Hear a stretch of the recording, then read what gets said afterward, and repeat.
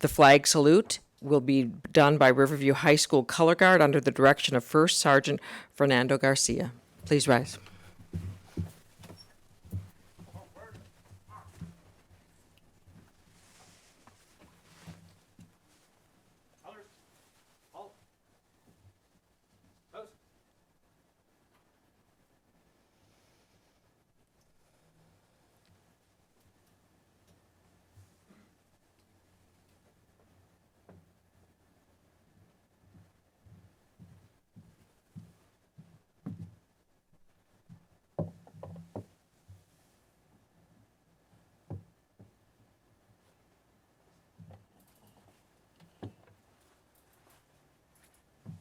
Present arms.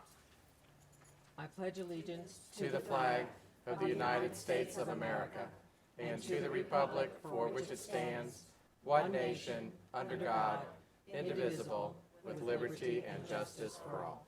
Order. Arms.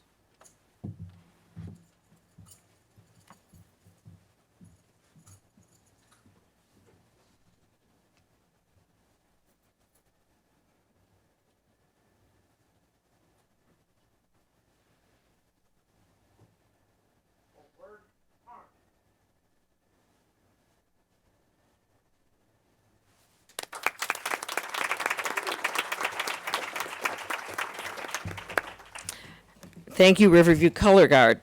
And tonight, our student representative is Jacob Evans from Pineview School. Welcome, Jacob.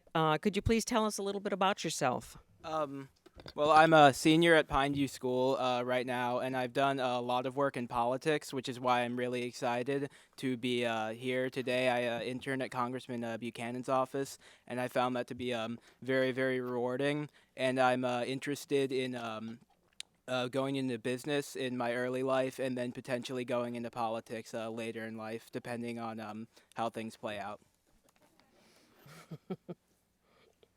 Well, thank you. We have some special presentations. Right now, we want to recognize the completion of the Preparing New Principals program. Mr. Roy Sprinkle and Dr. Wendy Katz.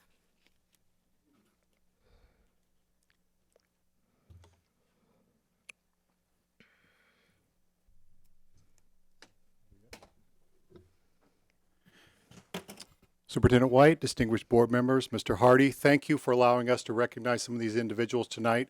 We have those here that have completed our Preparing New Principals program. My job as the Director of Human Resources is to oversee the program, or as Dr. Katz likes to say, I'm the quality control. Fortunately, I don't have to do a lot of quality control when you have someone of her caliber that runs the program and has. We've been doing this for the last 8 years together. I just reminded her. So. Been doing it a little while. I think we've got it right. These people have done a tremendous amount of work, and I'm going to let Dr. Katz tell you about what they have done. Good evening. It's indeed a pleasure, really, to be here tonight to present this group of Preparing New Principal graduates. The completion of this program means that they are now have their principal certification in the state of Florida. The process and program is 2 years. It's extremely rigorous, requires a lot of time outside of their duty day to complete this. There are 10 leadership standards and 45 competencies, and they have to demonstrate proficiency in each of those. But what separates this probably from other programs is the reflective piece. What we're really more interested in is not so much what they've done and the results, but what they have learned as leaders. And this is difficult. Rarely in our lives do we have to take the time to really think about what we're doing and what have we learned and what would we do differently and what would we learn about other people as a result of this and what would we take away and perhaps do differently the next time. So it is a very rigorous process. In addition, they meet monthly over the course of the 2 years. A lot of sharing and a lot of building of relationships occurs during during this time. And although, like I said, it's pretty tedious and at times, frustrating, at the end, I think it's a great sense of accomplishment. I can assure you that this group in particular is extremely talented and skilled, and you can look forward to them as being future leaders in this district. As you'll see already, we have several that have already attained the principalship, and we're very proud of that. So at this time, we'd like to present the graduates to you for your recognition. Okay, I'll just take these. Paul Samillo.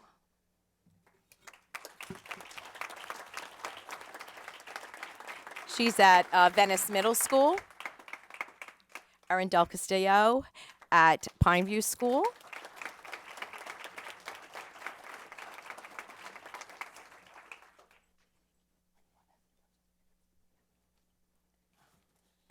Janelle Dorn, who's also at Pineview.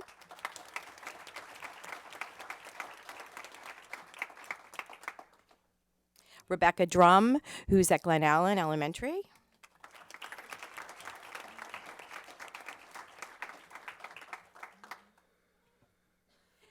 Stephen French, who is now principal at Fruitvale Elementary.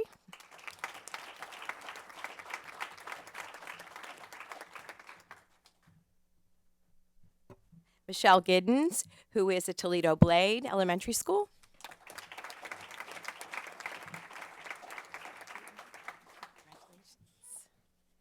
Eric Idiaga, who is at Brookside Middle School.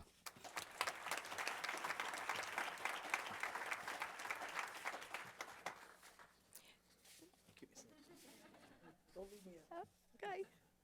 Trip Jennings, who is at Sarasota County Technical College, I believe it is. Did I get that right?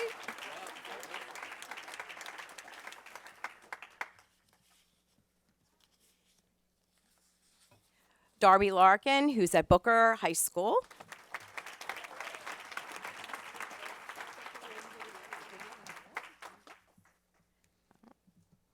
Next.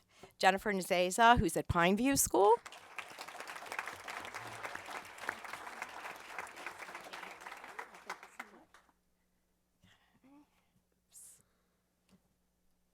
Sorry, I'm stumbling over opening the papers here. Danielle Tanica, who's at Venice High School.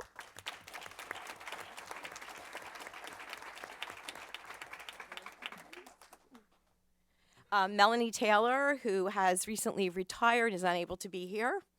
We'll make sure that Melanie gets this. And Lisa Wheatley, who's the principal at Lakeview Elementary School.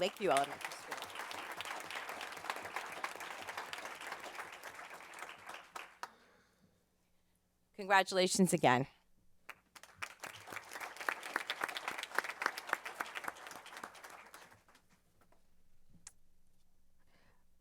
Ms. Katz, I'd like to thank you for all your work and for our new graduates. I think it's a wonderful program we have in our community here in our school district, that we train our candidates from within, and it makes for a smooth transition. And I think it also helps with morale of our employees, that they know there are opportunities to move up. But it's just so much nicer for our district for those smooth transitions, and to know that we've got a ready force ready to step in when somebody retires or for whatever reason has to leave the district. Thank you for all your work. Ms. Zucker? I would also like to thank you, and Wendy in particular. You've held this program together sometimes by a shoestring, but you've managed to do it on your own. And I really congratulate you for doing that. And Roy, you also. And I want to thank all of you for going through the program.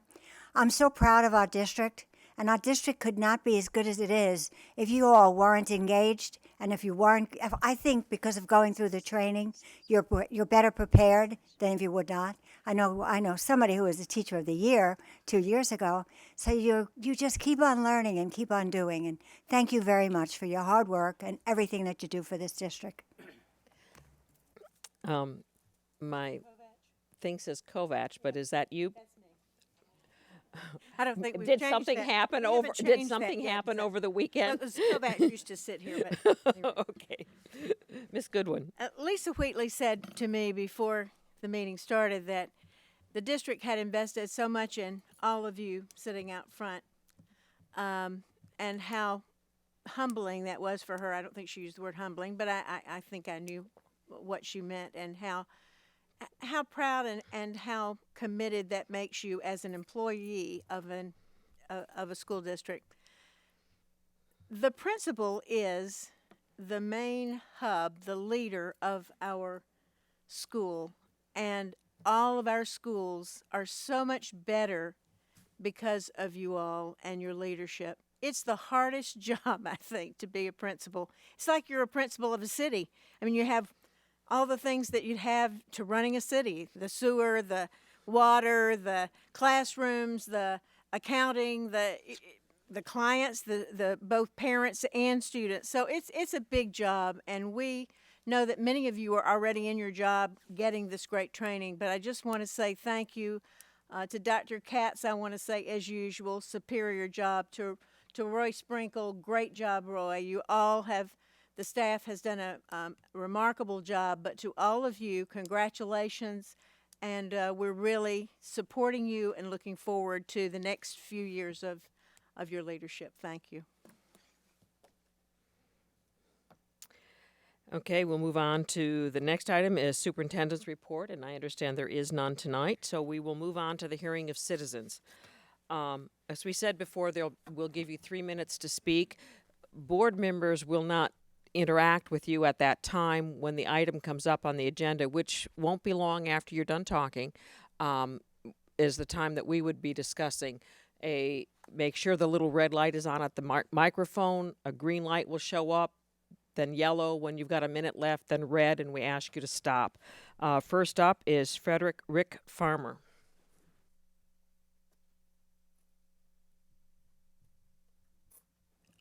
If the new principal candidates want to sneak out or involve themselves in this I'd love calendar to hear the new report, they can do that principal's vision too. on the calendar change. Congratulations. I know they've all been working hard all day today.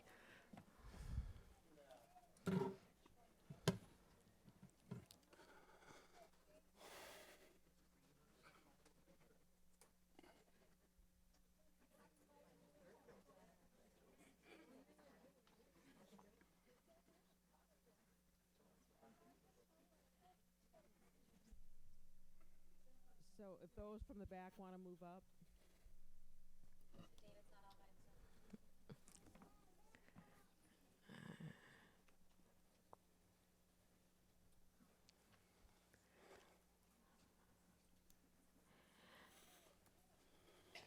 Mr. Farmer, is the little red light on the microphone? Yes, it is. Okay, then you can go ahead. Great. Sorry we didn't get the new principal's position on the new calendar. My name's Rick Farmer, 2075 Sunnyside Lane, Sarasota, Florida. And ladies and gentlemen, board members, Happy New Year. I'd like to invite you to spend the week before Christmas teaching in my classroom at Sarasota Military Academy. I'm a computer science instructor for high school. There's excitement in the air, so learning is not the students' main focus, at least not for the ones who are still attending school that near the holidays, as many students are traveling with their families. This means less learning with fewer students is going on, as well as missed final reviews and midterms if the new calendar was put into place.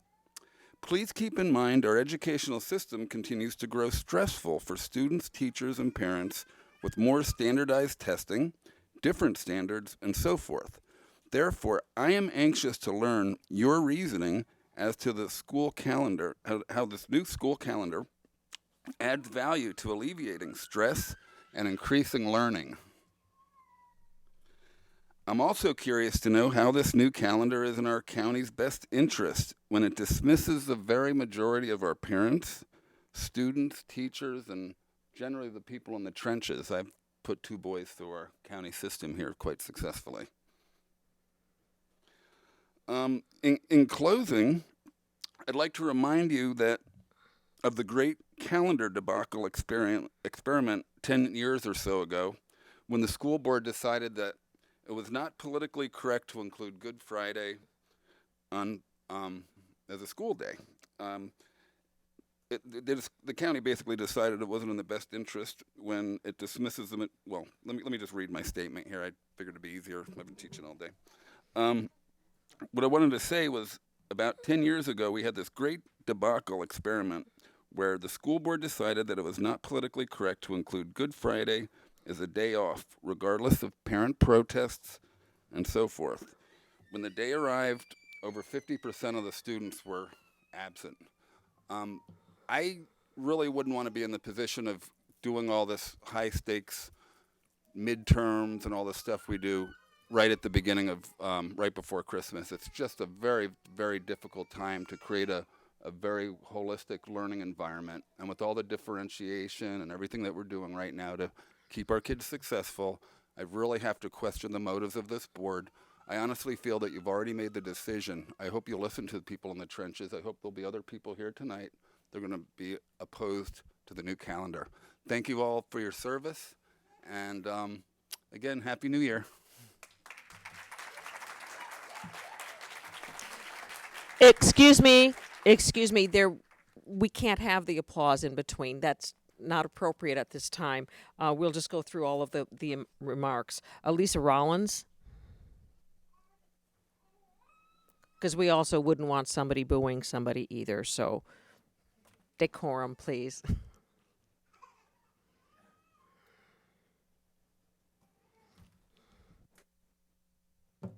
Good evening, board members. My name is Lisa Rollins. I am the owner of a successful court reporting agency that serves the legal community through Sarasota, Charlotte, and Lee counties. Our family lives in Siesta Key. My 15-year-old son is a freshman currently attending Suncoast Polytechnical High School. He wanted to come and address you personally this evening, but is attending a church event and could not be here. Just prior to winter break, as my son was studying and reviewing for 2 scheduled midterm exams, he turned to me and exasperated, "Thank goodness I don't have all class midterms this week. I think I would lose my mind." You see, his school administrators and teachers believe that it benefits students to split up the midterms and other testing. Some tests are given before the winter break, and some tests are given after the winter break. The reasoning? The students can focus completely on preparing for just a few class exams, rather than cramming all of his class tests in 1 week. I happen to agree with this philosophy, especially since December is the busiest month of the year when you take into consideration school events, family events, holiday events, and religious events and activities. Now that my son is back in school, he and his teachers are re-engaging the test material with a fresh, positive outlook and preparing for his other midterms that are scheduled for the 3rd week in January. Plenty of time to study and be prepared. I suspect he will actually perform better on the midterms 2 weeks from now because he's had a mental and physical break from school and is refreshed and relaxed. Incidentally, he just told me this while I was on my way here. Yesterday, his first day back, he came home and told me that he had a test yesterday, and he was pleased to report that he earned an 89%, which he attributed to being relaxed and refreshed. And he said, "Make sure you tell them that." Yesterday morning, I emailed you a PowerPoint presentation that highlighted comments from a petition signed by, it was 751 when I wrote this, but is now over 815 or so, Sarasota families who oppose an earlier start date to the school year. I hope you took 3 minutes out of your busy days to watch and really listen to the concerns voiced by so many parents and friends of Sarasota school children. As previously mentioned, our family objects to moving the school start date earlier in August and consequently changing the winter break in 2016 from December 23rd, a date that does not allow our family and many others sufficient time to travel and prepare for our holiday, and returning to school on January 9th, 2017, a date long after the new year has started and the holiday time frame has concluded. Thank you for your time and consideration. Thank you, Lisa. Next, we have David Jones. Yeah, you can do that.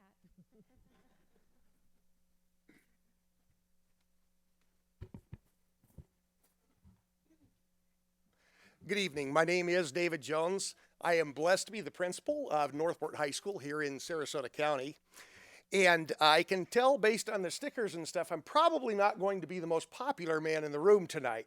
But I'm not here to make enemies. I'm not here to upset anybody. But I am here to come as an educational practitioner in the trenches. And so I do want to take the side that supports the calendar, and let me explain why. I'm representing 2,300 students at Northport High School. Now, among our wonderfully talented, gifted, creative students, I do have a lot, hundreds and hundreds, that struggle to pass the FSA exams. Now, we're spending a lot of effort talking about the winter break and the midterm exams and the split before and after, and that's a worthy argument. But I would say that if the split is such a great thing and such a productive thing, why don't our greatest universities in the country adopt that model? They bring closure before the break. And I would advocate that it helps us a lot. But that's not what I want to focus on. I want to focus on what it means to prepare our students for the exams that come. Please understand that every one of my wonderful faculty members is evaluated depending on the performance of our students on these high-stakes exams. I'm not here to argue the merits or the negative features of the high-stakes exams. That's for another night. But it is the reality that we face right now.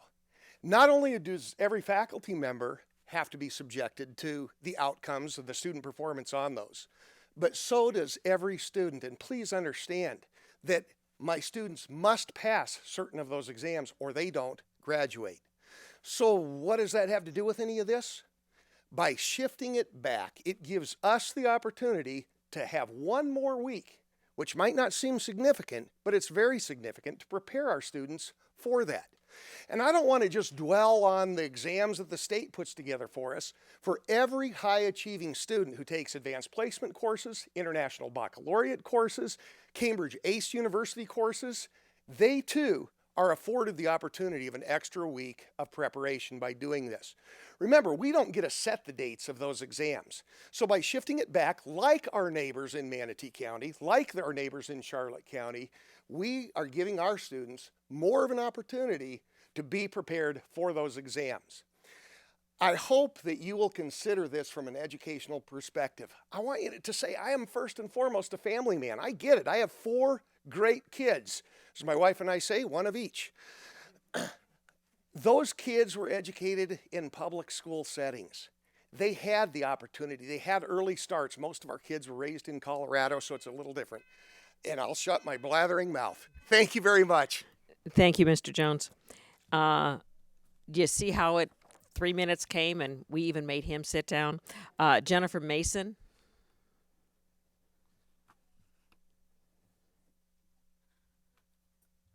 Board members and superintendent, thank you. Pull the mic down. Better?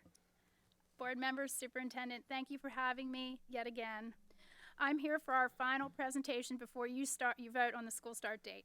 I'm thrilled to clarify that at least 76% of the combined responses from our petition and the calendar comments site are in opposition to a change in the school start date that has worked so well for the last 9 years.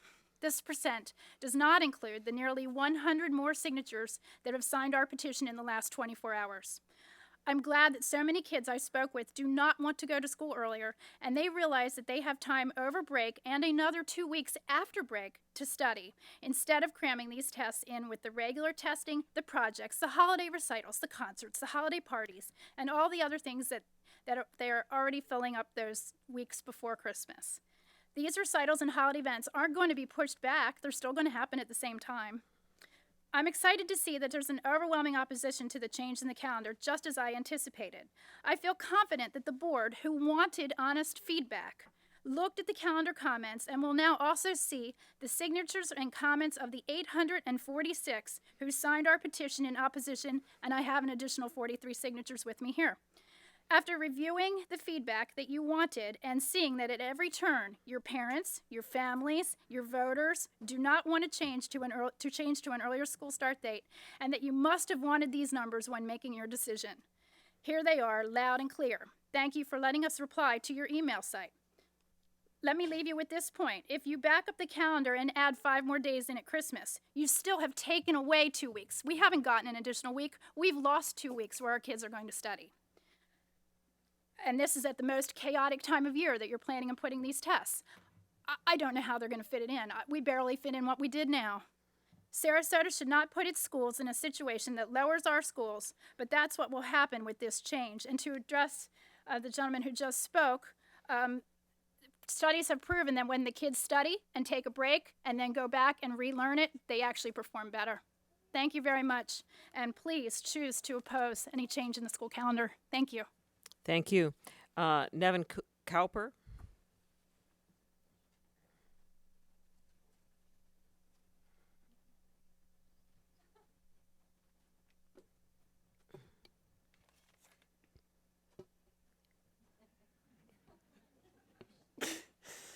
Hi, my name is Nevin. I go to Philippi Shores Elementary School. I am in 3rd grade, and I don't think they should start school earlier because it ruins our vacation and I don't get to see the people that are important to me. And the regular time that we go back to school, August 18th, is already hot enough.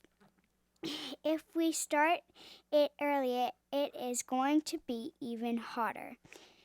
In the elementary schools, the kids play outside when it is really hot and someone is going to faint. During PE and recess, we only have a water fountain to hydrate. We do not have air conditioning gym. Then after we go back into freezing air.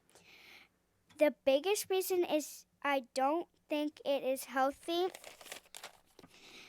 You only get like about 2 sips from the water fountain, but still, if you bring water supplies, you still will not have enough water to. So, it is not healthy. I would like to see my grandparents up north, but if we start it earlier, August 8th, I will not get to see those people. Thank you very much.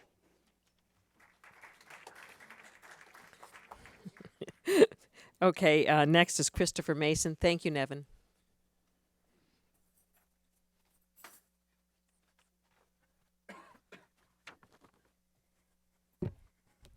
Good afternoon, board members, Superintendent White.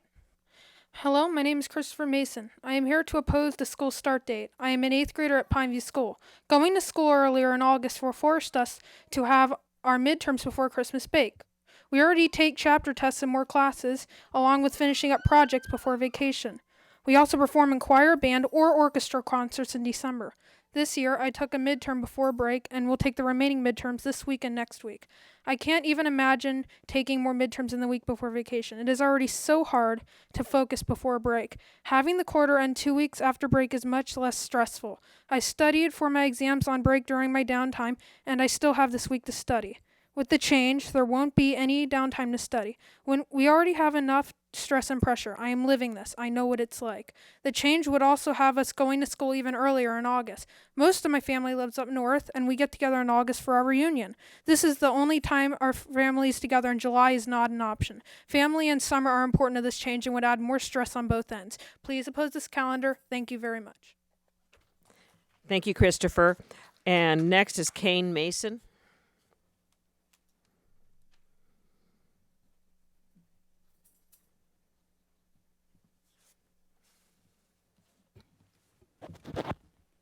Hi, my name is Colin Mason. I'm in 5th grade at Pineview School. I think a change to the calendar is a bad idea. I am in elementary school and we are not even taking midterms.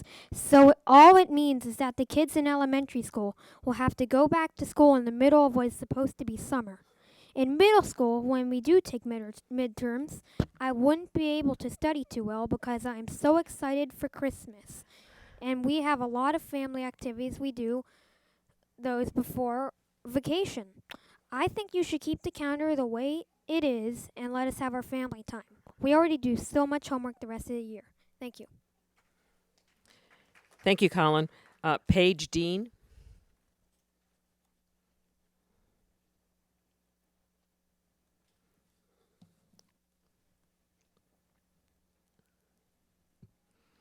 Hello, my name is Paige Dean, and I am a resident of Sarasota County. I have 4 kids in the school system. I have a senior, a sophomore, and twins that are in 8th grade. All 4 of them are at Pineview School. I want to thank the various board members. I sent a few emails, and I appreciate that I actually got responses from you, and I appreciate that you're listening to us and want to hear what we have to say.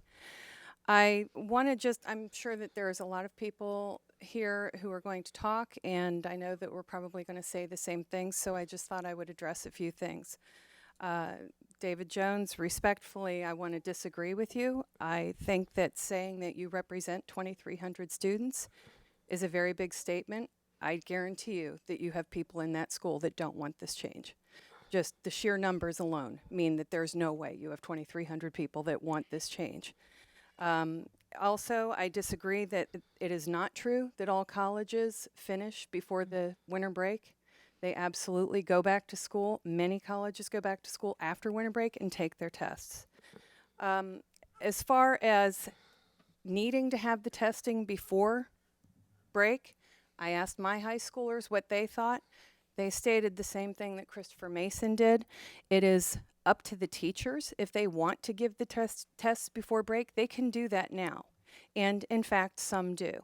My kids are very happy with the way it works right now because it gives them time during the 2 weeks that we have off with no school, no other homework, and no sports that they can actually study and buckle down and get their tests done after break and do very well. And there are a couple that are done before break. They're happy with it. And one other thing that Mr. Jones said that worries me is the issue of teaching to the test.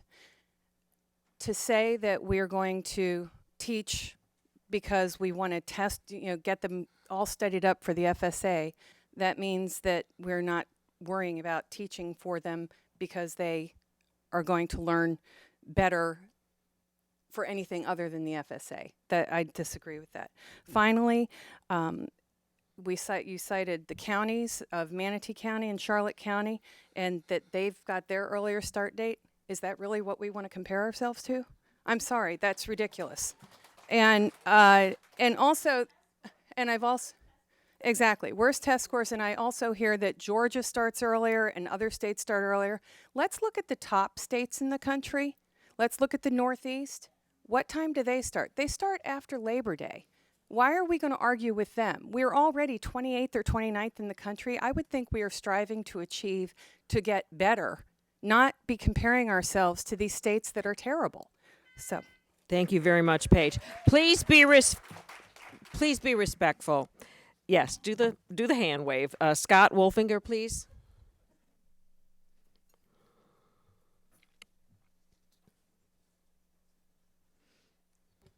Hi. I teach 8th grade and 11th grade at Pineview School, and I'm a parent of 2 kids who are here, and I would like to support the schedule that you proposed. In my 19 years of teaching, there have been several instances which there have been changes to education that did not help students learn. And it's in my opinion that students will learn more with this new schedule. As a high school teacher, I know there are many high school students of mine who have voiced concerns that they would like to be done with their finals now and start their new semester. As an AP teacher, every week is helpful. I would like my students to all pass the AP exam and get college credit for it. So those are my biggest reasons. I know we don't want to teach to the test, but it does make sense to divide up your 2 semesters with 2 weeks of break. It's hot now. It's hot, year round in Florida. And honestly, when my kids are in camp, they're outside more in the heat than they are at school. The air conditioning works fine for me. So, I love the fact that so many people are showing up. Sarasota parents are very supportive, and they want to help our students learn more. And in my opinion, this new schedule helps them learn more. Thank you. Sharon Patrice. And please, if I mispronounce anyone, like Colin's name, because I can't read very well, please just go ahead and correct us or restate your name. Sharon Patrice. Thank you for providing the opportunity to comment on this proposal. The most important question to ask is, what are the educational benefits created by this proposal? And do they in any way balance or outweigh all the detrimental effects? As the parent of two 17-year-old elite athletes who have worked and trained for 10 years in their sports, 12 months a year, I can tell you that this proposed date change is highly detrimental for many reasons. Most sports teams that participate at the top level of their sport use the summer months to train even harder than they do during the school year. If athletes have stayed with a sport until their junior year, they are very often counting on being recruited by college and obtaining some sort of scholarship to help with the overwhelmingly burdensome cost of attending college. In the junior year, as has been customary for decades, high school students of all kinds travel to visit schools and programs all over the country and even the world to participate in interviews, information sessions, and for athletes to meet and work out with the sports teams they hope to be asked to join. Cutting out another week of their summer break will be a huge detriment for these kids. They'll have to go on these trips while missing out on school and the extra practice time they could have had. The number of school absences for these kids will most likely increase dramatically. For students studying for the myriad of college entrance required exams like the SATs, SAT 2 subject tests, ACTs, an earlier start date for school takes away another week of being able to fully focus on test preparation without the added burden of attending classes and doing homework. This also puts them at a huge disadvantage compared to the students in states that start school at a much later date but are taking the very same tests and are competing for the very same spots in college. When my son was a junior, he attended several high school summer college programs, and we became aware of the fact that the Sarasota County school calendar was very out of line with the calendars of most schools in most of the rest of the country. Changing our calendar to start even earlier puts our students even further out of sync with the school calendars of other states and can limit our children's ability to attend summer programs where they not only receive exceptional academic and life experiences, but are able to be evaluated for possible sports and academic scholarships from those schools. In the 22 years I have lived in Sarasota County, I have noticed that many families who have more than one child are in situations where the children attend different schools. The public school calendar dates are already different from the start dates for many of the private school calendars. This proposed change would now transform what has been a 1-week start date difference into a 2-week start date difference. This discrepancy adversely affects many families and will serve to further pressure families and students who are already struggling to deal with a multitude of issues and problems. It will also be much more difficult, if not impossible, to coordinate family vacations with family members who live in other states. Thank you, Sharon. Lael Hazen.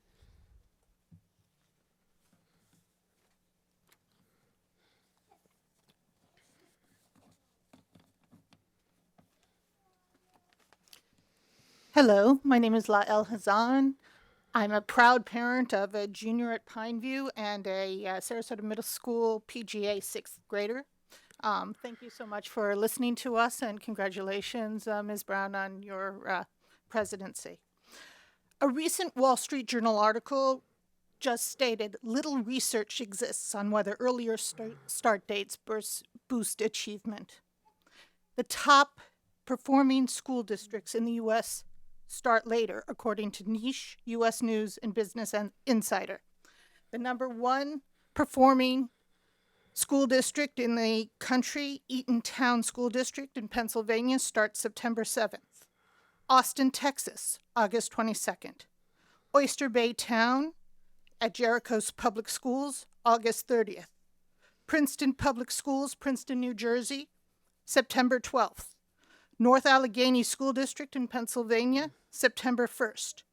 Glenbrook, Illinois, September 22nd.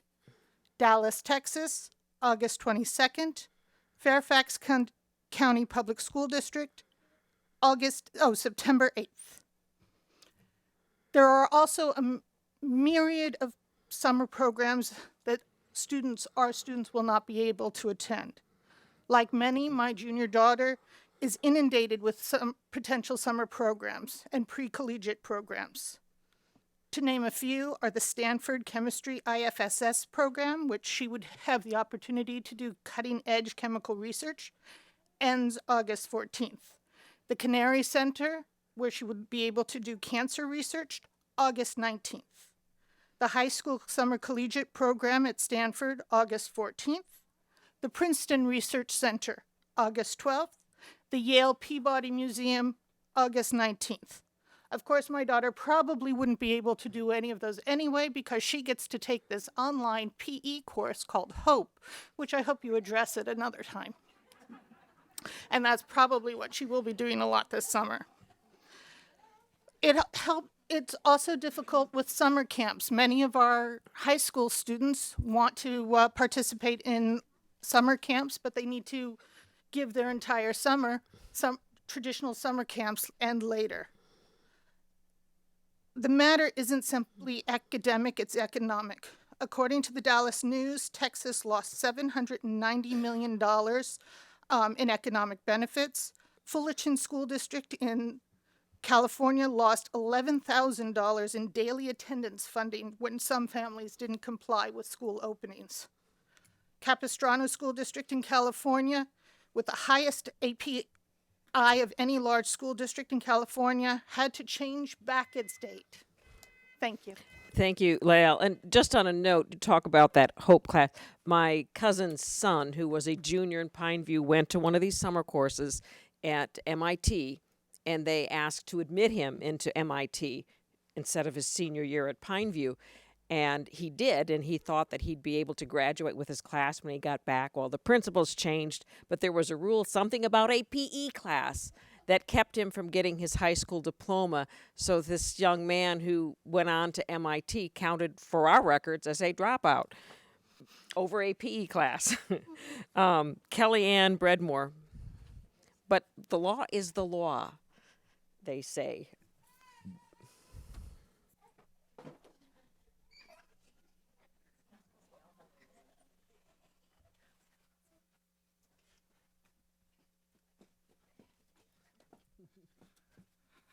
Hi, my name is Kelly Ann Bredmore. I live at 3719 Huntington Place Drive. This is about an accident on my son's public bus. He is a pre-K, has a disability.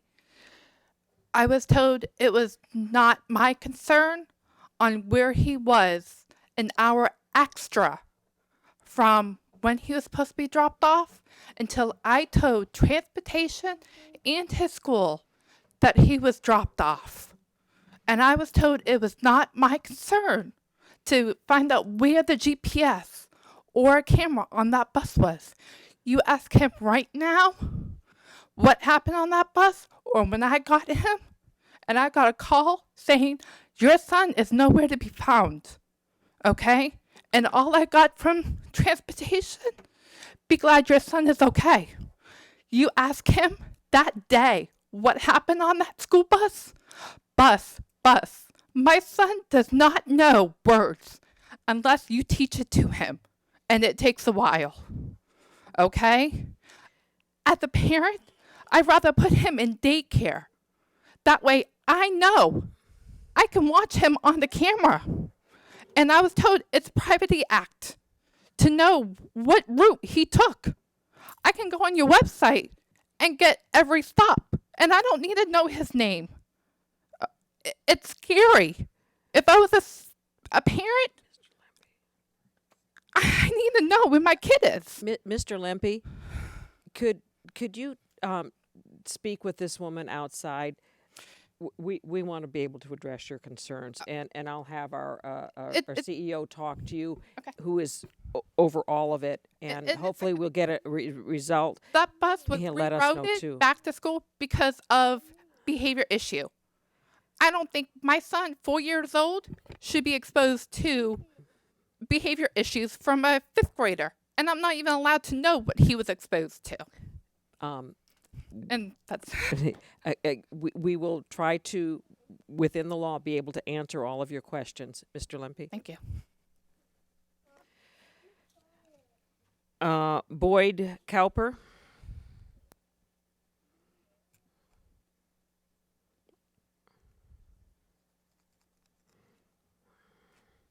Are you related to that young girl, Nevin? I am. That's my granddaughter. But this is slightly different. to the board. I'm Boyd Cowper. I live in the Landings, and I've lived here for over 40 years. Every year we go north to our cottage in Massachusetts to get away from the heat. The best month to get away in Sarasota is August. When my children were going to school here, we always had to come back early in the middle of August, so we lost quite a bit of time then. But if you make it even shorter, it would really ruin the summer for my granddaughter and for me. That's just when the Atlantic gets warm enough to swim in. If you start school earlier, my granddaughter goes to Philippi school and vacations with us. Okay, anyway, she would have to come back earlier, sorry. If you change, I would also, another subject, if you change this, I would also suffer financially because I own 2 rental units on Siesta Beach. And we rent those to a lot of Sarasota residents. And if the children go back to school early, then we'll lose probably 2 weeks' rent in August. And it'll also affect the rest of the economy. Restaurants will suffer because there's less vacationers, there's less people relaxed and having a good time. They got to go back to school. So I hope you will leave it the way it is. Another thing is everybody in here is a taxpayer, and all of us are paying for the air conditioning to air condition these schools in August. So it would save us a few dollars if we extend the time. I hope you will rule against it. Thank you. Thank you, Mr. Cowper.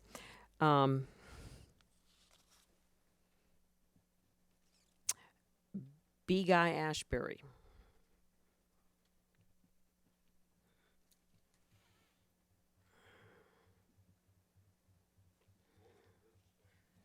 I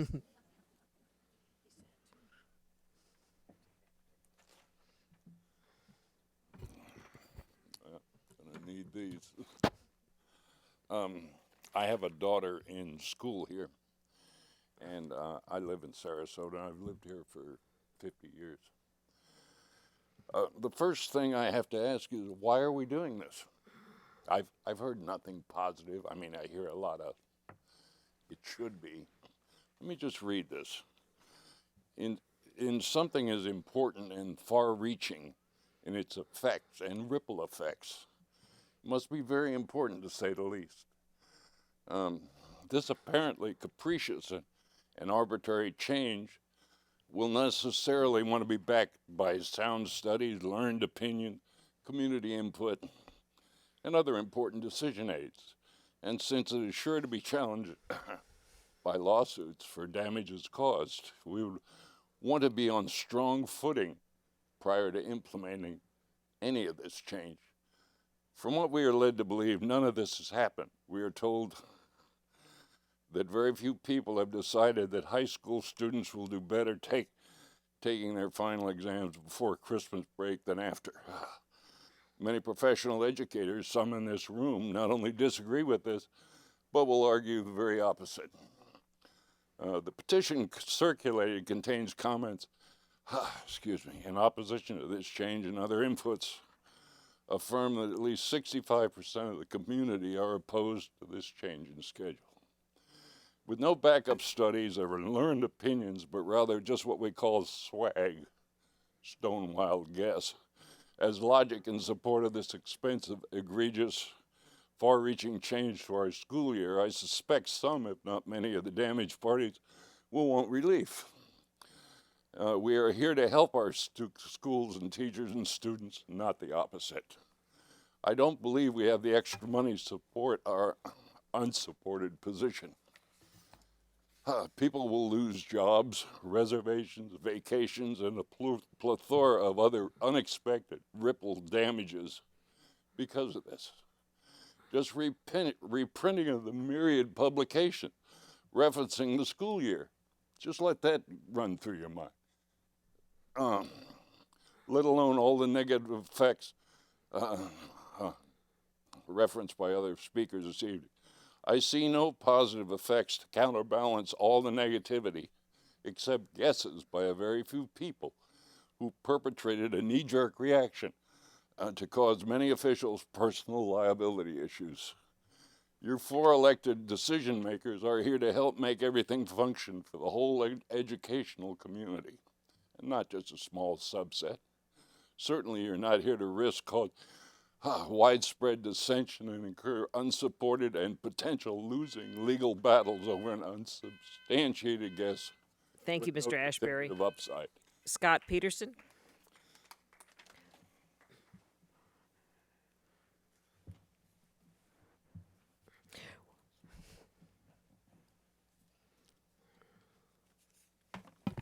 Good evening. Thank you for listening to us this evening. My name is Scott Peterson. I have two students at Pineview, an 8th grader and 7th grader. I'm a business owner here in the community, and I'm here to speak against the calendar change. I think to sum up what you've been hearing from other people in the audience, the majority of them anyway, is that people depend upon the school calendar the way it's kind of always been. There's a predictability to it. They depend upon it for summer camps, academic, athletic. They depend upon it to see their families. They depend upon it for holidays. They depend upon it for travel plans. And if you're going to disrupt that, you better have a really good reason to do that. And I have not heard yet a really good reason to do that. There is talk about having high schoolers take their exams before winter break, but does that help the scores? I haven't seen anything convincing that convinces me that scores will improve. I think Ms. Dean, when she spoke, made a very valid point. Most schools start after Labor Day, especially the high-performing schools. We are a high-performing school district. We are one of the best in the state of Florida, if not the best in the state of Florida. I don't see why we should imitate lesser school districts and lesser states and follow their practices. We should do things to make our students improve. And unless there's something in this change that makes our students perform better, which I don't think you've shown yet, then I don't see the reason for the change. I don't see the reason to put all these families, all these students through a disruptive change that's going to impact them in a lot of ways that maybe you haven't considered yet. Thank you. Thank you, Mr. Peterson. We are halfway through, and maybe some of you other would like to follow his example and use 2 minutes. But you're welcome to all three if you want them. Paula Ippolito.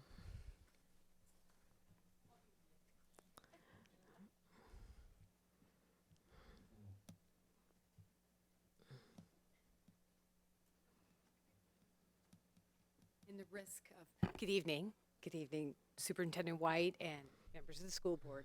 In the risk of being redundant, I will be very brief.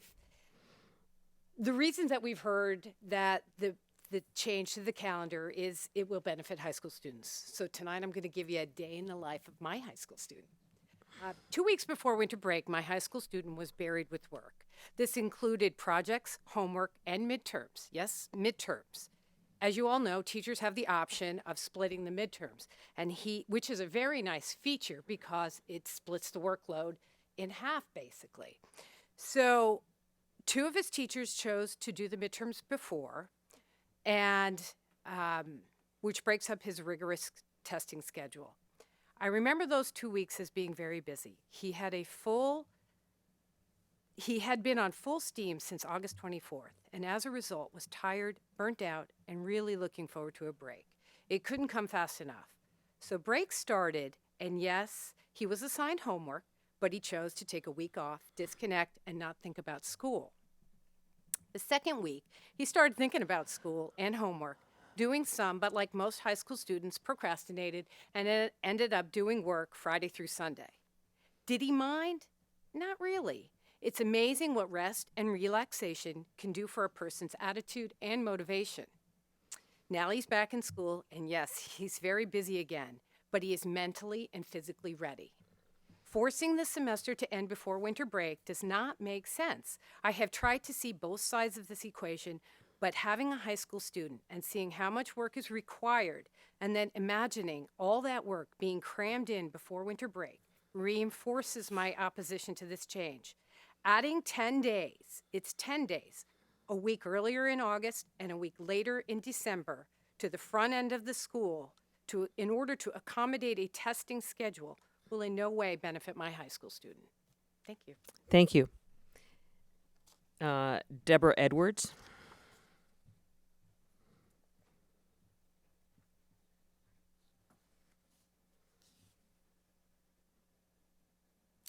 My name is Deborah Edwards, and I have 4 grandchildren in the school system. And you know, I don't have an opposed sticker on because there was so much misinformation out there that I would read one thing in the paper, then I would see a letter in the paper from somebody else. So I appreciate what people have said here because it sort of clarified what now I understand to be the reasoning, which basically is testing. This is why, I mean, I kept thinking, well, there's got to be, someone's not giving me the real information here. And it's because of testing. Right now, the state is looking at whether all these Florida tests are really going to play out the way they are the way they have. I mean, the reason we're talking about changing the calendar is because the state said, I think, the county, you can now make your own decision. Before, Florida had a law.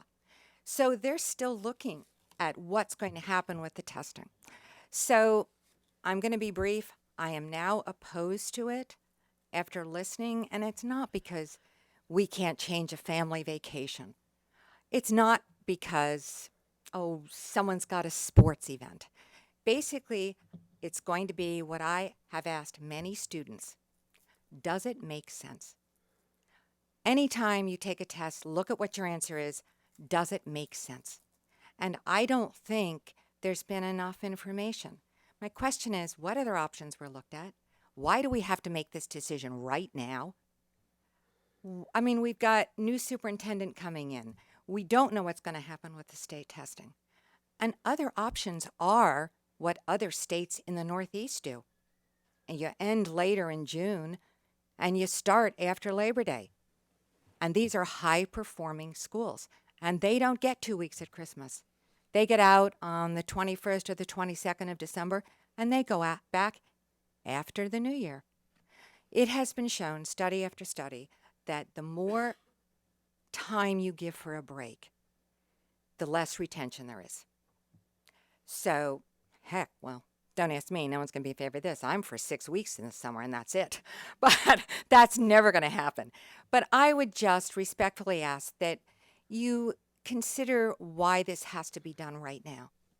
Why couldn't we just wait and see what happens with the state and testing, if that's the real reason? That's it. Thank you. Thank you, Ms. Edwards. Jeffrey Steinwalk.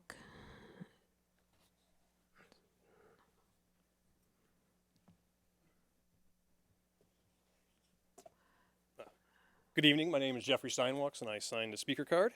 I'm a parent of 3 students in the district, and I'm here to speak on behalf of my family against the proposed calendar change. Sort of obvious with the little sticker here. I'd like to emphasize 3 reasons why the school board should not adopt the proposed calendar. First, depending on the source you use, we have between 61, 65, and I guess I'm hearing almost 70% of the respondents who sent in comments were against the proposed calendar. That's a solid majority. It's certainly more than the 60% approval needed to amend the Florida Constitution. If this were an election, that'd be a landslide.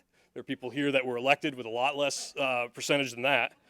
And this is also very similar to the response of the successful Save Our Summers campaign in 2006, which pushed the start date back to the current. So if the voters and taxpayers are against this move, I have to ask the question, which other people have asked also, why are we pushing for it?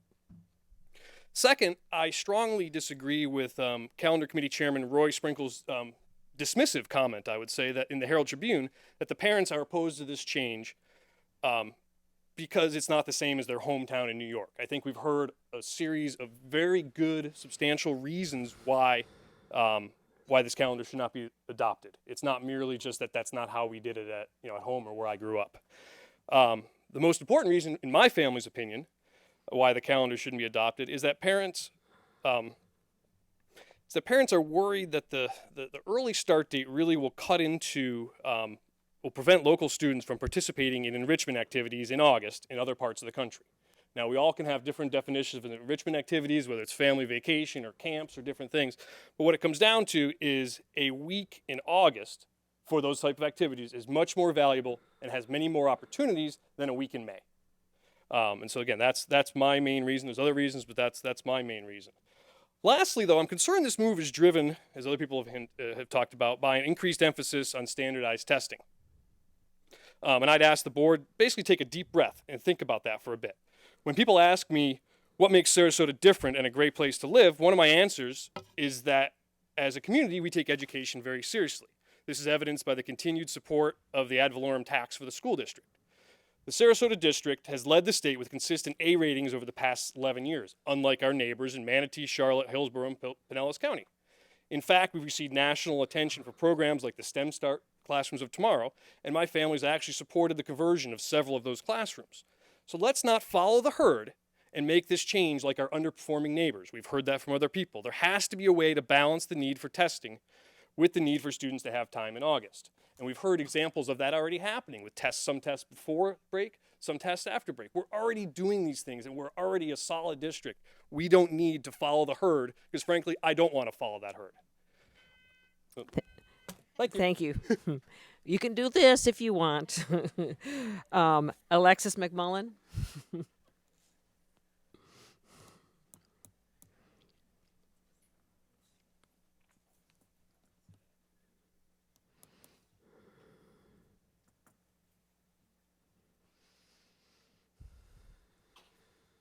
Hi, my name is Alex McMullen, and I'm a 7th grader at Sarasota School of Arts and Sciences. It has come to my attention that the school board is attempting to change the 2016 to 2017 school calendar. In my opinion, this is not beneficial to the majority of the students in Sarasota County. I do realize that the changes in the school calendar help the high school students complete exams before winter break. As I will be entering high school in a couple of years, yes, this may help me in that I won't have to study over the break, but will it really teach me? I myself, over the past winter break, had to study and do a project that I kept putting off. I will say I was very stressed out and mad at myself at the end of the break that I had procrastinated and that my friends and sister were all hanging out in my living room having fun, and I was stuck in my room doing my project because they got their homework and studying done early in the break. This taught me that I should not keep putting off my studies until the last second anymore, for I will rush my work and the quality will suffer, or I will miss out on opportunities and fun. It is my understanding that the calendar benefits taking the exam still have 2 weeks after the break to study. If we change the calendar to make it easier for these students, how will they ever learn priorities? When you're all grown up and you have a job and your boss tells you to finish a project for them and it's over your vacation, what would you do? Just not do it and risk your job? Or would you do it and meet your deadline? You would do it and meet your deadline. Even in college, I guarantee you that your professor would not cut you any slack because you have a break. As students, it is our job to learn time management and succeed to the best of our ability. With the new proposed schedule, students of Sarasota County get out of school for winter break on the day of December 23rd, meaning that teachers will have to work on the day of the 24th, which is Christmas Eve. This affects teachers with religious beliefs. It also is not helping students and many teachers who travel out of town to celebrate the holidays with family. Family time is very important to most over the holidays, and often is the only time of the year we have the opportunity to see our out-of-town loved ones. This doesn't help the students nor staff that will miss the days, having to make up the work and help the students that have missed the work. Also, the shortened time for summer break is cutting into time for important life experiences that help round us as individuals. Every summer, I have the opportunity to take part in cool summer camps like cooking camps, science camps, overnight adventure camps, and volleyball camps, even at the University of Michigan. I played there with girls from all over the country. Going to these camps forced me to get out of my comfort zone and learn how to work with lots of different types of people. This summer, I had the amazing opportunity to travel to Europe with my sister and grandparents, visiting 4 countries, and will visit many museums and historical sites. This will give me real-life experiences to learn about the world.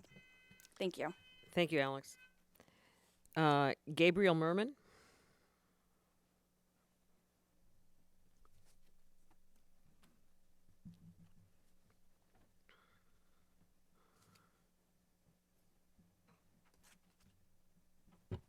Hi, my name is Gabriel Merman. I'm a Pineview 5th grader. I'm against the proposed calendar change because it will interfere with the camp I go to that is very important to me, and I will have to miss the first week of school. The camp that I've gone to for 5 years is a wilderness tripping camp in Vermont, where we sleep in canvas platform tents with 3 or more other campers. And we go on trips into the wilderness that start at 4 days and become up to a month long. At this camp, children come from many different countries, speaking many different languages to be there. Out of all the time I'm there, the last week is the most important to me, where the achievements and awards are given out, and everybody has to say goodbye. And this is the week the calendar change will interfere with. The calendar change would make things very difficult for me. Thank you. Thank you, Gabriel. Ella Merman.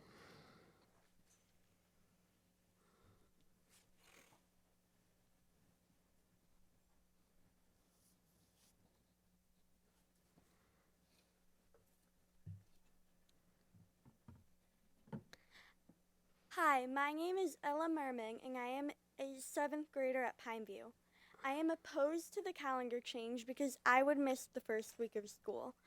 I go to a sleepaway camp every summer, like my brother, and this coming year will be my 6th summer at my camp.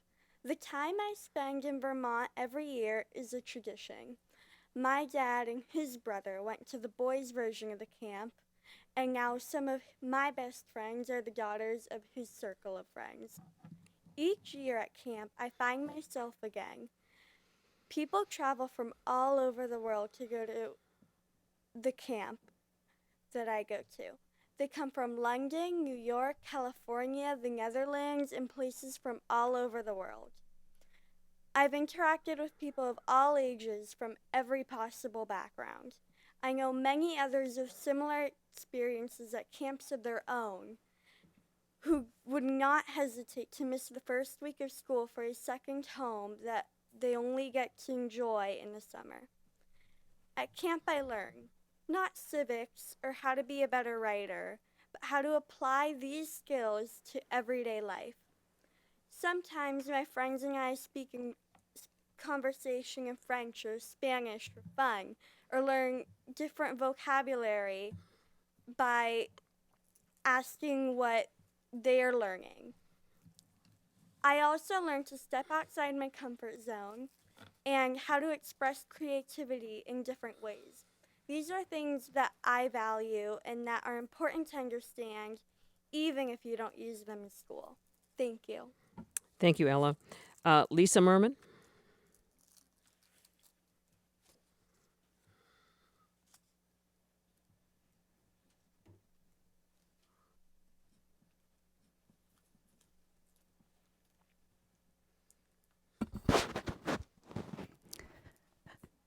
So I'm going to totally shift gears since a lot has been said. I just wanted to first thank you guys for, in the first meeting that I attended, you did make the appeal for the robocall to get solicit the information or the perspectives of everyone that is a parent in the county. Thank you. And in the last meeting, I had requested access to the calendar comments. So for everyone in this room, I read all 740 calendar comments. And on December 23rd, I did provide my summary to the board, and I have my printed version here, and if any of you are interested. But I'm not going to repeat the same themes because the net of the numbers, the majority, and all that is the same. When I myself was reading the calendars, there were a couple things, germane things that kept going through my mind, is that there has to be something, a deeper reason that isn't on the surface. There hasn't been the ability to have a dialogue with you because it's all just one-sided conversation, which is a bit of a challenge as I've been working with my own parent peers. So I'm going to just read a couple quotes because I think that's what's relevant at this point as I'm listening to the course of this conversation tonight. And it is also my personal feeling.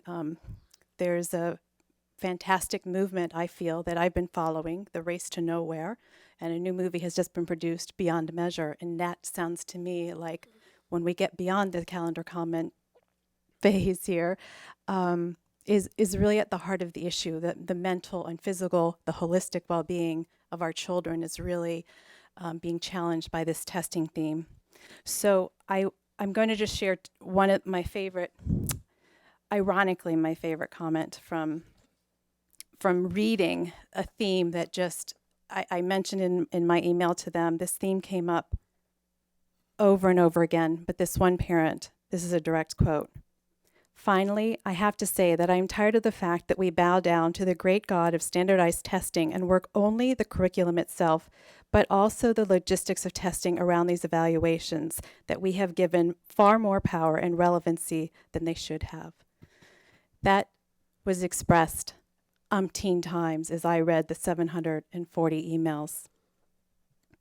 And the last, I thought this was just a timely thing. Just today, I received an email from my daughter's 7th grade math teacher. And I'll just read it. I quote, "The Chapter 10 tests we took the last day before break did not turn out as I expected. Lots of C's. I saw many careless mistakes, such as not simplifying answers or multiplying errors in exponents. I suspect that may have been the day before break coming into play." Close quote. So I just want to say that I'm done. Thank you, Lisa. Lee Merman.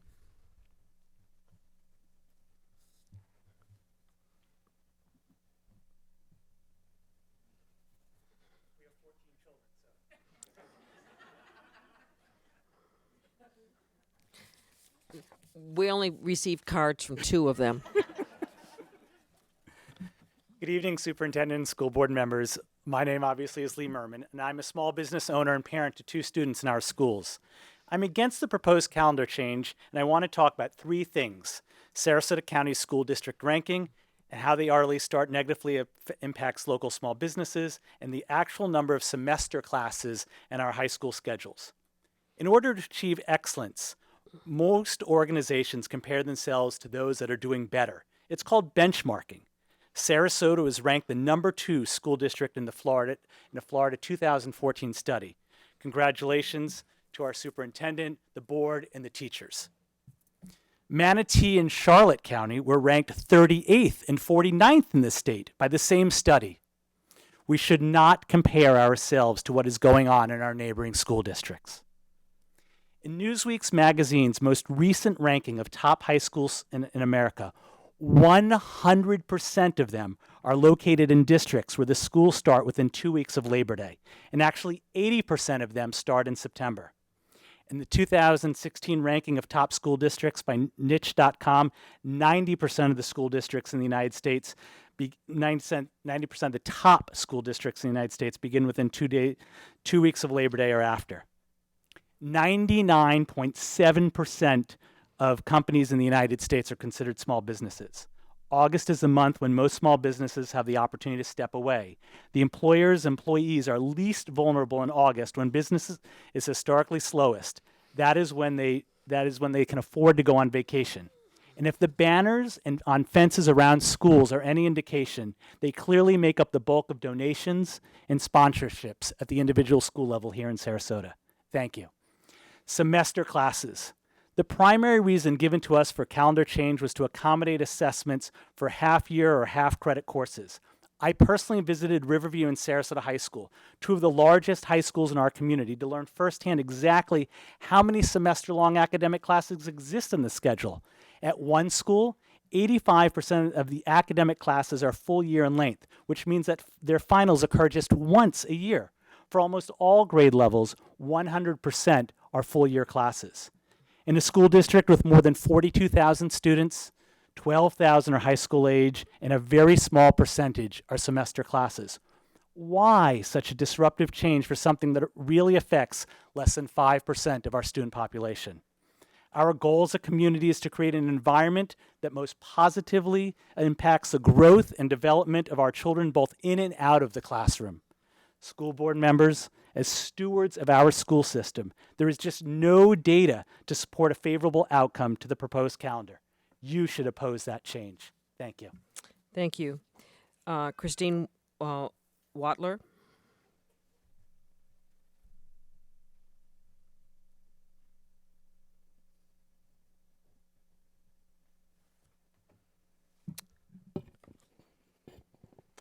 Good evening. Thank you for allowing me to come and speak. And I just wanted to share a story with you. My name's Christine Watler, and I have a 7th grader at Pineview School. And when he transitioned from 6th grade to 7th, one of the books that was given for summer reading was I Am Malala. For the past 5 summers, we've been able to go abroad for the entire summer and spend time away as a family. And this year, we were able to spend 5 weeks in Norway. And what was wonderful was that we could go to the Nobel Peace Prize Museum, where they had a display about the book I Am Malala, and they had artifacts directly from her life. They had live interviews, and she also spoke there at some point during our trip, which we did not see. My husband works between 65 and 70 hours a week. And what was lovely, and what is lovely, is that every year he carves out time so that our family time together is complete and sacred. And we were able to kind of experience not just the book, but to have this experience in Norway at the Nobel Peace Prize Museum. What I would like to caution the board here is that test taking is not the only way to assess educational readiness in our students, and that the educational environment must examine the overall development and educational experiences of every child. And part of that is the conduit that exists between families and their students, their children, and that conduit then into the educational system. I'm going to be under 2 minutes, which is great for you guys. But one of the things that I'm a little disappointed to see is that the wording for item 23 is approval of the 2016-2017 and 2017-2018 school calendars. But to use a quote from Judge Judy, you have one mouth and 2 ears that God gave you, and I hope you're listening to the overabundance of people who oppose this calendar change. Thank you. Thank you, Ms. Walter. Scott Harris.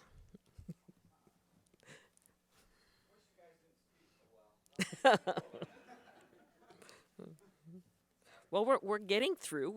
You're number 25, and oh my God. We only have 5 more to go. This Pineview kids blew me out of the water already. Sorry. Hi, my name is Scott Harris. I teach at Lamarck Elementary School. I live here in Sarasota, and I used to be so proud to work in Sarasota County. I really did when I first moved down. I thought we were going places. And when I saw this calendar change, my heart just sunk. And I was sad because I just felt like us as a county over the last 8 years, we've been going the wrong direction. And I hear the comments of how important it is to start school earlier for the testing, and which you guys did an awesome job pulling out the facts. That saves a lot of pressure off of me right now. But I went to an IB conference with my wife just recently, and a bunch of IB teachers were sitting in the hot tub, and we just sat there and we thought, okay, there was other things going on too, but they asked, if you were rich, would you still teach? And I said, yeah. And all of us said, yeah. But the one thing we all said was we'd teach the way we want to teach. And I feel like we start the school earlier, 1 week earlier, which doesn't sound like a lot to many of you. But if we start the week 1 week earlier, that gives 1 week less for teachers to teach the way they want to teach.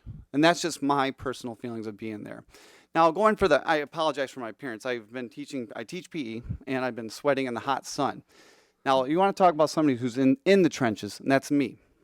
I deal with 80, 90-degree weather every day. I deal with rainstorms every day. In fact, we had 5 rainy day dismissals at my school within the first 2 weeks of school. 5 rainy day dismissals. Do you know what that means? That means parents get called up from whatever their jobs or work last minute and say, hey, your kids are stranded at school. Good luck trying to pick them up. And that's what I find going on. We're stuck. This is the first 2 weeks of school in August. We were stuck in the gym, or not in the gym, I'm sorry. You guys are used to these walls and doors. I don't have that. And the kids don't have that coming out to me. And over 10 times within the first 2 weeks of school in August, students were stuck because a freak lightning storm came out, and I couldn't get them inside, and we couldn't get the kids back out. That interrupted teacher schedules. I mean, here we are. We have our 3rd grade teachers wanting to bring their kids out, and they can't do anything. They're stuck in the hallway. I have 5th grade students with me, and I can't send them back in to get their regular instruction. So I want to be proud to work in the school again. And I hope so much that we can turn this around. Let's follow the schools up north. Let's not let Manatee be our school of choice that we want to be resemble off of. And I appreciate you guys saying that. And if 1 week is so important, why do we turn in our grades early at the end of the year? Like our last week of teaching elementary school, our grades are already turned in a week early. High school seniors graduate a week early. That 1 week doesn't make a difference. That 1 week that means, let's put it to the math side too. Oh, darn it. Thank you. Thank you, everyone. Yes, if we want to hear more about that pool, we'll talk to you after the meeting. Deanna Nelson? Or is it Tatiana?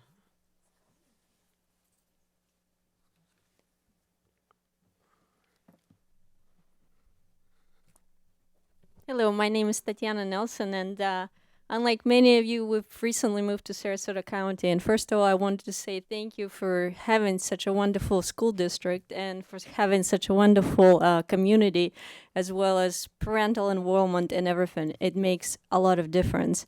And I think this is something that we need to be proud of, and this is something that we need to keep. And what makes the school strong is the academics, is the parental involvement, as well as the also student participation and motivation.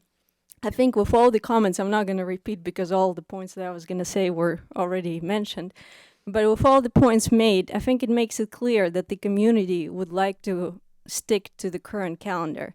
And I think that would make a lot of difference, keeping us strong and going strong against other districts in the country. And once again, let's not follow the herd. Thank you. Thank you. Laura Lewis?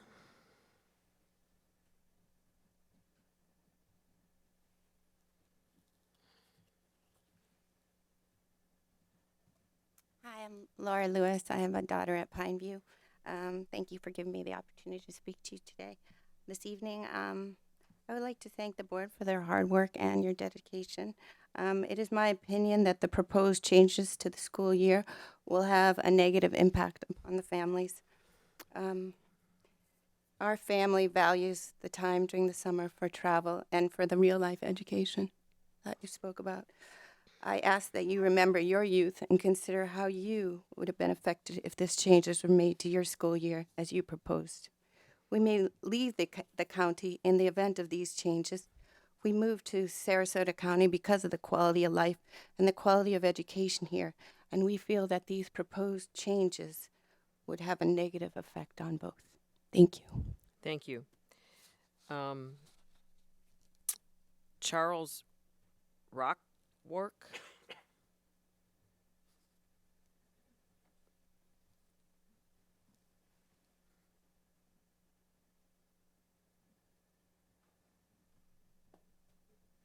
Hi, good evening. I'm Charles Rockwood, and I have two boys in the Sarasota School District. I've got one at Laurel Nokomis, who's a sixth grader, and I've got one who's a senior at Pineview, and he's been there since fifth grade with Jacob, good friend. We're definitely opposed to the calendar change, and I'm not going to go and explain everybody else and what they've done, but it's a lot of really good comments here tonight, and they're your customers, right? You guys are the providers, and there's a lot of practical and logistical reasons for not trying to adjust the calendar by 2 weeks. It makes a big difference. And in terms of the educators in the room wanting an extra week to, ramp up for the standardized test, I would say you just need to do your job smarter. There are easier ways and better ways to do things, and you can accomplish those same goals. So I think you ought to stick to the calendar, and it makes the most sense. And again, be a leader, don't be a follower. Thank you. Thank you. Maureen Candiot? Candiot?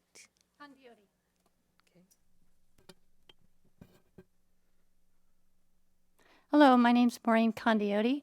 I'm a teacher at Pineview School and a parent as well. My son's home from college. So he came tonight, as he's attended your meetings previously.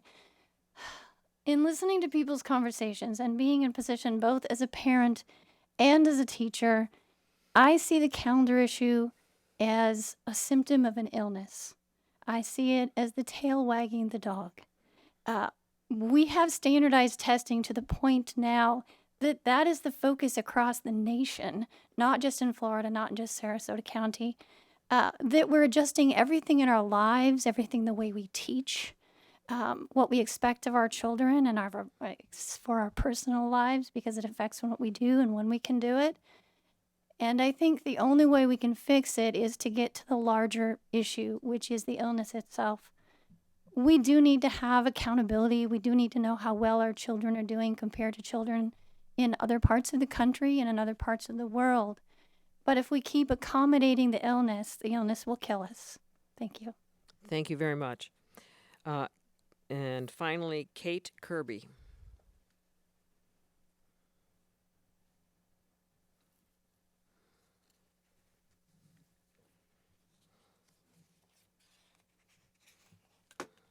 Hi, I'm Kate Kirby. Thank you for having me.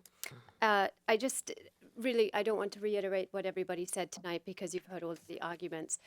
I just want to make sure that you are listening to your constituents, and we have given you clear and compelling evidence. We have very educated people here who have put forth a lot of facts of why we should not make this change. And what's very frustrating, I think, to me and to us is that we haven't heard any compelling evidence of why this change is being made. And if we all want to come from a district that has excellent schools and excellent scores, and even though we don't want to teach to the test, we want to be able to show that we do have a very good school district.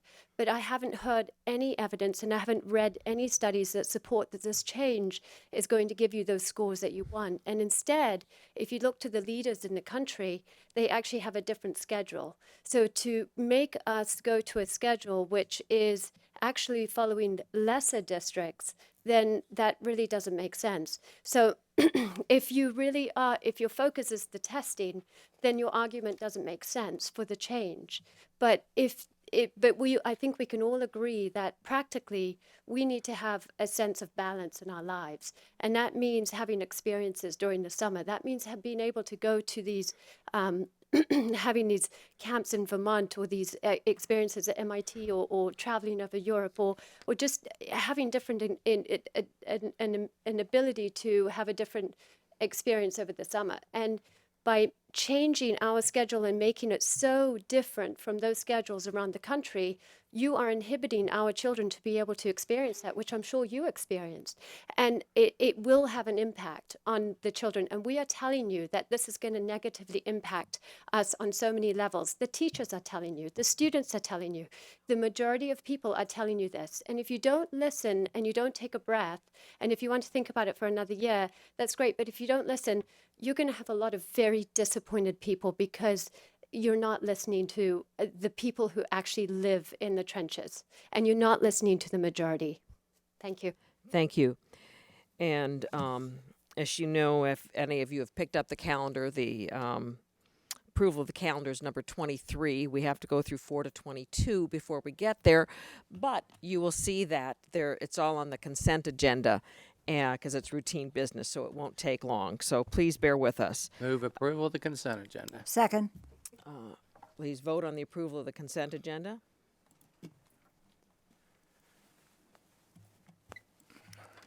The very next item is the calendar. So all of you who are leaving. If you want to, this is the time we get to talk. Okay, that's fine. And that passes 5-0, and we are on item 23.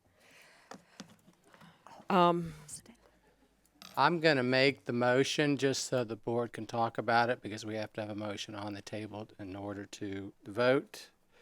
So I'm going to recommend that the proposed 2016, 2017, and 2017, 2018 school district calendars be approved as presented.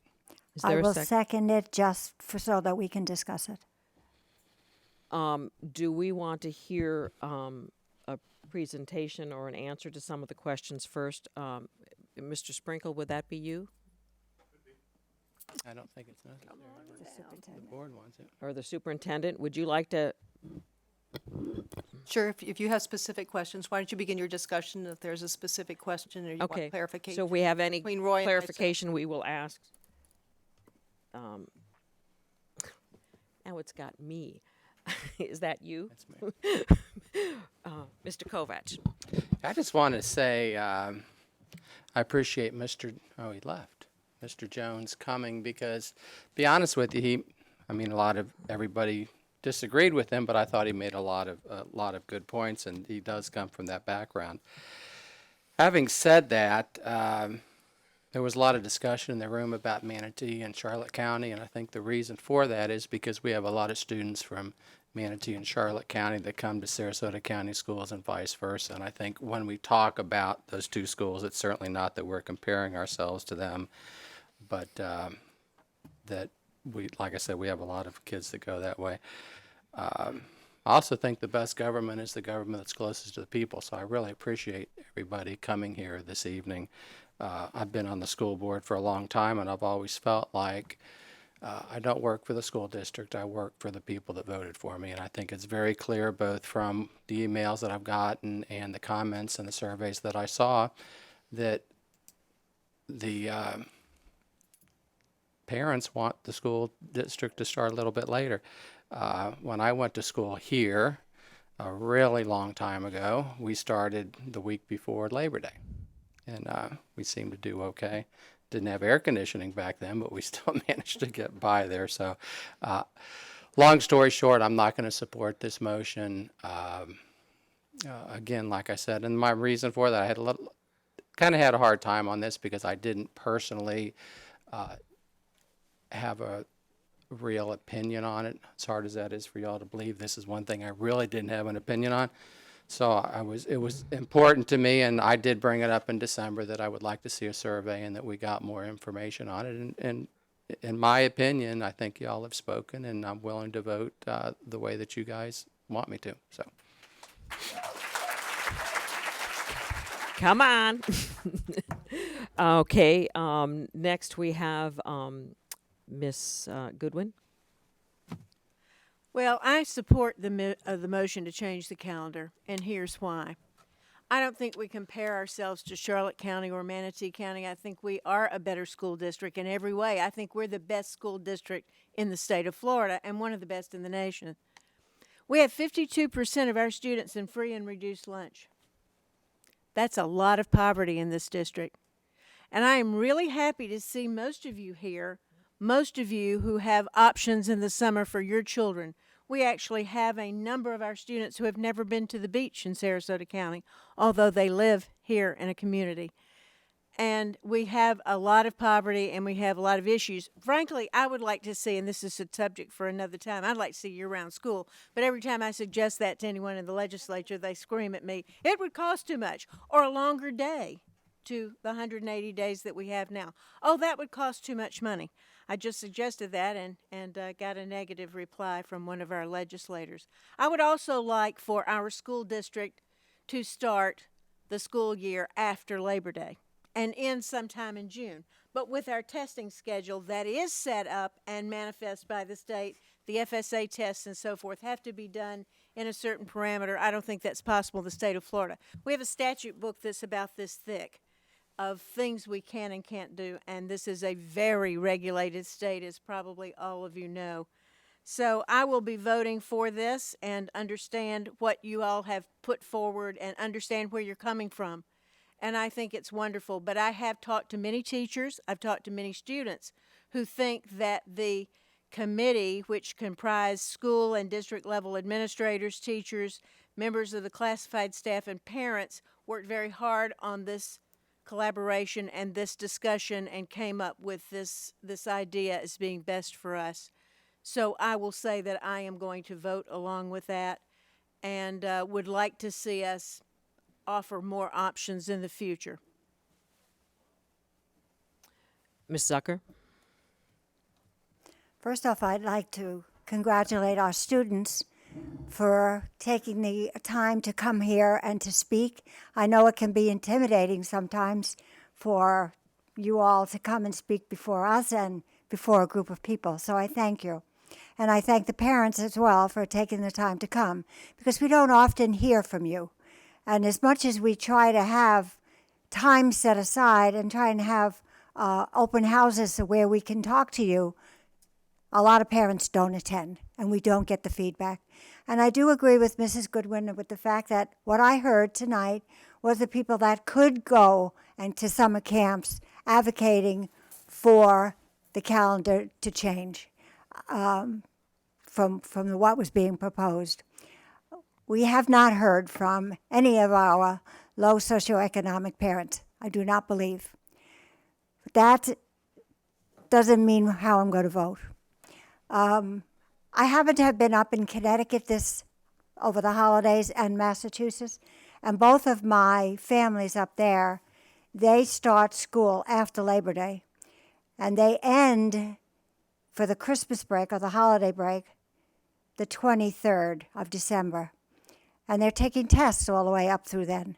And I have to tell you, there were a lot of grouchy kids. So it doesn't work to start to take your break on the 23rd and teachers to take a break on the 24th. I think it's just not a wise thing to do. So I do hear you, but I recognize that I'm only hearing from part of you, not all of our community. But I will not vote in favor of this proposed calendar. Thank you. Ms. Ziegler? Well, first off, I want to thank everyone for coming repetitively. Also, I think no matter what the topic is, community input is critical. I think it was said earlier that we are here to represent you. I will be completely honest. When it was first proposed, the calendar, I did support it. The reason being was that I had heard from students prior to this discussion about taking exams after the winter break. It was unsolicited. It was last year, and so when this had come up, it made sense to me. However, not realizing the impact and the input that we would get from parents and families, I put that aside. And even up to today coming in, I think even in my conversation with superintendent yesterday, I thought I knew where I stood. But after today and some reconsideration, I think I've changed my mind. I am from up north in the Midwest. My family still lives all over the place. And the reality is there are varying start times no matter what state. And we have limited control. That could change one day in the state of Illinois, and we would have no say on it. However, the fact that you guys have spoken so well. I really want the community to know that we are here to listen to them, and that I want this to be a good example of if there are issues to show that we do listen, and when you come out and speak out about it, we will be there to support you. So with that said, I am going to support the motion to oppose this, so I do not support this. Thank you. I came to the meeting today undecided. I know that up until 7 years ago, we started 2 weeks earlier, not 1 week earlier, and there wasn't a lot of concern then. There was some concern by me and other school districts that the legislature told us, you no longer can start then, you've got to push your start dates out 2 weeks. And yes, there were some parents that would save our summers, but it was more Disney and Universal pushing that date back, and that bothered me a lot. And it isn't even, my decision isn't even based so much on the start date, but I have concerns about changing the opening date for the test. Because again, someone said tail wagging the dog. Why are we making so many decisions based on when that test is? And if we know the test is there, I don't know that we should be so much teaching to the test. You were talking to some IB teachers in that hot tub. I've done that too. The hot tub? Yeah, when we go down, they weren't necessarily from Florida, but there is a concern that we are teaching to the test. And I understand that when one of our local schools was being reaccredited for IB, one of the things that the accreditors brought up is that you aren't following the IB curriculum, you're teaching to your test. And I can't wait till we see that report, because I definitely want to see that report to see what they say. But my mind was changed not by all 30 of you, the first one who spoke. The teacher who talked about that confusion of that week before Christmas break and the number of students that take off early to start their vacation. And when I see that we're having our break the Friday before Christmas and then going the week after New Year's, that's what concerns me. For one, I thought, wait a minute, that's going to upset a lot of people's vacation time and try to travel on that Christmas Eve to get to where you need to be would be a problem. But what he said too, that so many students, if we are going to put so much emphasis on that last week that we're going to be ending the semester, why then are we then ending it just before Christmas break? Because I think having those two things on top of one another will put too much emphasis on any absences that will take place. And I think we will see those absences. And also having all the stress on the teachers to be getting the grades pulled together and everything before Christmas break. Because there's a lot of things going on that week. And whether or not high schools want to do it before or after, I think we need to give them more leeway. And I don't like it. And it's not as much even on the August start date as it is on that Christmas break, why I am opposing the calendar tonight. And so, unless anybody else, are we having more speakers? Okay. Ms. Zucker, you want to speak again? Yes, I want to ask for your help because we are the most regulated state in the country. Almost everything that we do is handed down to us from the legislature. This is the only thing that we have control over for this year. God knows what they'll do next year. So I would wish that you would stay tuned and participate in education and help us be able to manage this district and to be able to work in this district how we think it's best, not how the state mandates. Because we are a very successful district in spite of all the mandates that we have. But we need you to speak up and to speak out and be with us all the way, just not on this one issue because it affects you, but on all the issues that affect all of us. And I thank you. Yeah, I agree, and I'll add something to that.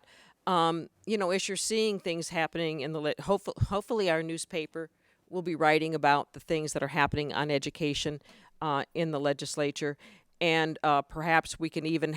I mean, if people would come out, I mean, we would have discussions on it. I mean, if we had town hall meetings on Next Generation, we had more staff than parents. So if we do have a town hall meeting, and if you want to send us some suggestions, we'll have them. But right now, I think we will do what y'all came here to do and vote on this issue. Oh.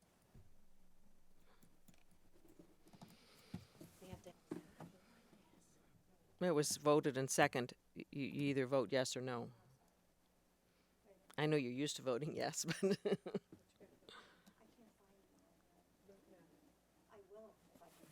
oh, it went away. Come on, folks. We got a bunch of kids need to go home. They got school tomorrow.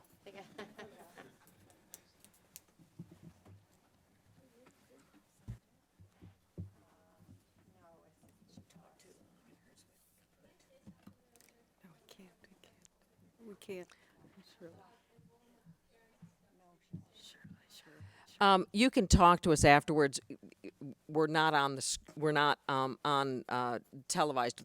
We're being televised, and we can't hear. The rest of us can't hear what you're saying. So I'll be happy to talk to you afterwards.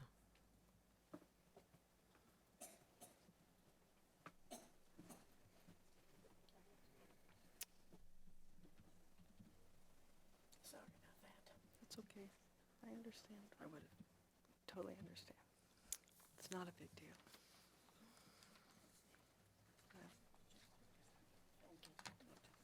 I do have an iPad and an iPhone, and I do know how to use them. Okay, Hillary.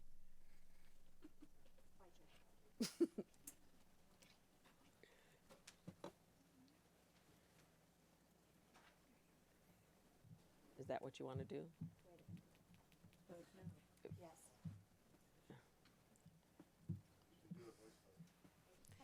Okay, and the motion fails 4-1.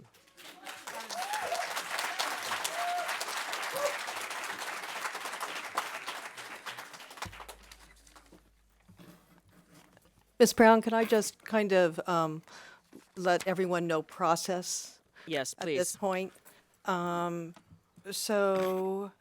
this point, there is not an approved calendar. And what has to happen, the feedback that has been achieved in terms of the desire to modify the start date, and what would most likely occur is a modification of the start of the winter break as well. That feedback goes back to the committee. The committee will formulate a new calendar for both years, and that will again come back to the board for advertisement, adhering to the feedback that they will receive. But I just wanted you to know the process. So right now, there is no calendar approved, but this feedback will go back to the committee, and they will submit to the school board a revised calendar. So those proposed calendars will come off Yes. right now. what is And if proposed. anybody made any vacation plans already based on those calendars, they may have to adjust them. And anybody wanting to make any vacation plans on the beginning and the end or right around the holidays may have to hold off and wait. That's why we try to do it in advance. So I just wanted to explain process of what you should expect to happen. So thank you. Thank you, Ms. White. The next monthly work session will be January 19th from 10 a.m. to 3 p.m. and the regular board meeting will be January 19th at 3 p.m. here in the chambers. We stand adjourned.